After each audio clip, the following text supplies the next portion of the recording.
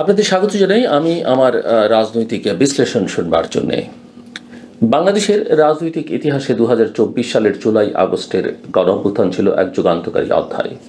দীর্ঘ একদলীয় শাসনের অবসান, শেখ হাসিনার পতন এবং অন্তর্বর্তীকালীন সরকারের অভ্যুদয়, এই সব কিছু মিলিয়ে তখন দেশের মানুষের মনে নতুন দিনের আশাবাদ জাগিয়ে তুলেছিল।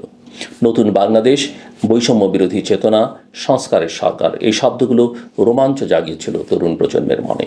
কিন্তু অভ্যুত্থানের এক বছর পর সেই আশা এখন হতাশায় রূপান্তরিত হয়েছে। নানা ব্যর্থতা, দুর্বলতা, বিভ্রান্তিকর আচরণ এবং দৃষ্টান্তহীনতার ফলে অন্তর্বর্তী সরকারের প্রতি আস্থা ভেঙে পড়েছে। এখন প্রশ্ন উঠছে, এই সরকার আদৌ জনগণের আকাঙ্ক্ষা পূরণ করতে সক্ষম কিনা। সাম্প্রতিক মাইলস্টোন স্কুলে যুদ্ধ বিমান বিধ্বস্ত হয়ে শিশু শিক্ষার্থীদের প্রাণহানি, উপদেষ্টাদের অবরুদ্ধ হওয়ার ঘটনা, সচিবালয়ে ঢুকে পড়ে শিক্ষার্থীদের বিক্ষোভ এবং গোপালগঞ্জে এনসিপির কর্মসূচিতে সংঘর্ষ, এইসব ঘটনা দেশ জুড়ে আইন শৃঙ্খলার চরম অবনতির বহিঃপ্রকাশ। এমন সংকটময় বাস্তবতায় সরকার আবারও রাজনৈতিক দলগুলোর সঙ্গে বৈঠক করেছে। কিন্তু এই বৈঠকগুলোতে দলগুলোর নেতৃবৃন্দ যে ক্ষোভ ও হতাশা প্রকাশ করেছেন তা উপেক্ষা করবার নয়। অনেকে সরাসরি প্রধান উপদেষ্টাকে পদত্যাগের পরামর্শ দিয়েছেন। কেউ বলেছেন, আপনি যদি বিশ্বাসযোগ্য নির্বাচন ও সংস্কার নিশ্চিত করতে না পারেন তবে নেতৃত্ব ছেড়ে দিন। কেউ বলেছেন সরকারে অভিজ্ঞতার অভাব। আবার অনেকের মতে সরকার চলছে ইগো দিয়ে, যুক্তি দিয়ে নয়। প্রধান উপদেষ্টা নিজেও স্বীকার করেছেন প্রশাসনের দুর্বলতা, গোয়েন্দা ব্যর্থতা, বাহিনীর অকার্যকর অবস্থান। কিন্তু এই স্বীকারোক্তি কোনো সমাধানের পথে নিয়ে যাচ্ছে না, বরং জনগণের মধ্যে এক ধরনের দৃষ্টিভঙ্গি তৈরি হচ্ছে, সরকার শুধু দায় এড়াতে চায়, দায়িত্ব নিতে নয়। এই মনোভাব একজন রাষ্ট্রনায়কের নয়, একজন অনিচ্ছুক আমলার। অথচ এই সরকারের গোড়ার কথা ছিল জন আস্থা ফিরিয়ে আনা, একটি রূপান্তরমূলক রাজনীতির সূচনা করা। কিন্তু এখন দেখা যাচ্ছে সরকারে থেকেও সরকার নেই, ভেতরে আরেকটি সরকার রয়েছে এবং সেই অভ্যন্তরীণ সরকারি বাস্তবতাকে নিয়ন্ত্রণ করছে। প্রথম আলোর গোলটেবিল বৈঠকে হোসেন জিল্লুর রহমান, অর্থনীতিবিদ এবং তত্ত্বাবধায়ক সরকারের সাবেক উপদেষ্টা, আইনজীবী সারা হোসেন, চিন্তক ফরহাদ মাজার, অর্থনীতিবিদ আনু মোহাম্মদ, অর্থনীতিবিদ দেবপ্রিয় ভট্টাচার্য, অর্থনীতিবিদ মাহবুবুল্লাহ, সোশ্যাল মিডিয়ার ইনফ্লুয়েন্সার ডক্টর জাহিদুর রহমান, সোহুল আহমেদ, সাইদ ফেরদৌস, কামার আহমেদ, সাইমন সহ বিশিষ্টজনদের বক্তব্য এই হতাশার প্রতিচ্ছবি তুলে ধরে।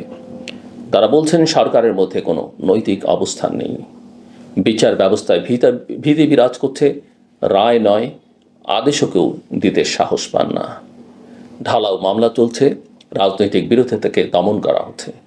অথচ এই সরকারই এসেছিল মানবাধিকারের স্লোগান নিয়ে।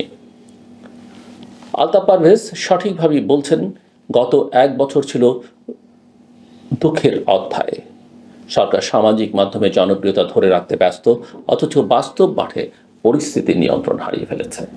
তরুণদের দুর্নীতিগ্রস্ত করে তোলার প্রক্রিয়া সচেতনভাবে চালানো হয়েছে যেন তারা নতুন নেতৃত্বে পরিণত হতে না পারে। রাজনীতির মাঠে এখন চলছে বিভ্রান্তির বাণিজ্য। কে আসলে সরকার চালায়, কে সিদ্ধান্ত নেয়, কার দায় কতটুকু, তা সাধারণ মানুষ জানে না। ফরহাদ মাজার এবং আনু মোহাম্মদ বলছেন, অন্তর্বর্তী সরকার শেখ হাসিনার সংবিধানের কাঠামোর মধ্যেই চলছে। একদিকে সংস্কার কমিশনের নামে ব্যস্ততা, অন্যদিকে কার্যত কোনো সংস্কার বাস্তবায়ন হয়নি। কমিশনের সুপারিশগুলো নিয়ে সরকারের আগ্রহ নেই, বরং ঘনিষ্ঠজনদের ক্ষমতায় বসানোর চেষ্টাই প্রাধান্য পেয়েছে। দেবপ্রিয় ভট্টাচার্যের পর্যবেক্ষণও তাৎপর্যপূর্ণ। তিনি বলছেন, সরকারে আরেকটি সরকার আছে এবং সেটি মূল নিয়ন্ত্রণ করছে। অর্থাৎ আমরা যা দেখছি সেটি আসলে নয়, এটা এখন আর গোপন নেই, প্রকাশ্য বাস্তবতা। তাই এই সরকার কতটা নিরপেক্ষ সেটা প্রমাণ করবার দায় এখন সরকারের। আর নির্বাচন যদি হয়ও সেটা যেন আপোষ, আদাত, ভাগাভাগে নির্বাচন না হয়। সিপিবি, বাসদ ও বাংলাদেশ জাসদের প্রতীকী ওয়াকআউট দেখিয়েছে সরকারের প্রতি প্রতীকী অনাস্থা। রাজনৈতিক দলগুলো বলছে সরকার যদি আলোচনার ধারায় না আসে তাহলে সেই ঐক্যও থাকবে না। যারা 5 আগস্টের পর ফ্যাসিবাদ বিরোধী ঐক্যে ছিল তারাও এখন দ্বিধাগ্রস্ত। সাংবাদিক গবেষকদের মূল্যায়নে স্পষ্ট যে সরকার এখন পাওয়ার হিসাব দিতে ব্যস্ত, পাওনার হিসাব দিতে ব্যস্ত। বিচার, সংস্কার, নির্বাচন এই 3টি গুরুত্বপূর্ণ ইস্যুতে সরকারের হাতে দেখানোর মতো কিছু নেই, বরং দুর্নীতি বেড়েছে, আমলাতন্ত্র শক্তিশালী হয়েছে, আইন শৃঙ্খলা ভেঙে পড়েছে এবং সামাজিকভাবে আতঙ্কের পরিবেশ তৈরি হয়েছে।